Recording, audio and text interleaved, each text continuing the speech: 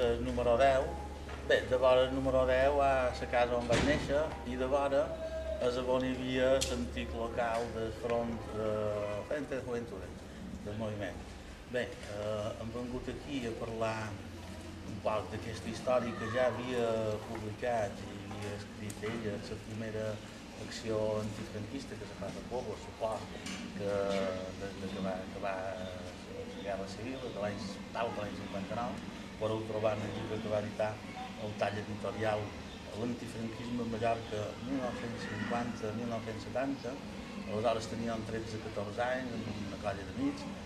records especialment en Sebastià Bernassa, de Camp Dalí, és a dir que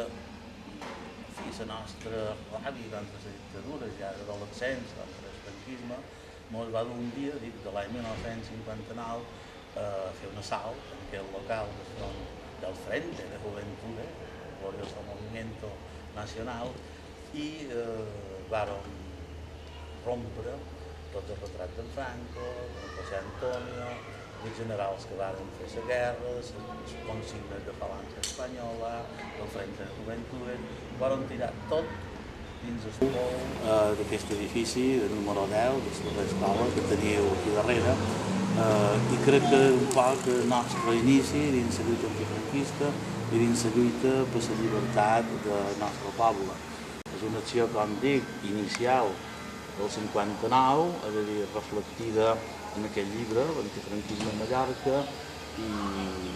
ara que hem vingut a la Pobla a parlar del llibre, de la meva família, l'escola graduada, de l'institut de la Pobla, crec que també era important sentimentalment donar-vos a conèixer un poc el carrer, l'indret, la casa on en els 13-14 anys van començar la lluita per la llibertat i la lluita contra la dictadura. Podeu trobar la història completa d'aquesta acció i d'altres dels anys 60, l'antifranquisme a Mallorca, del tall editorial.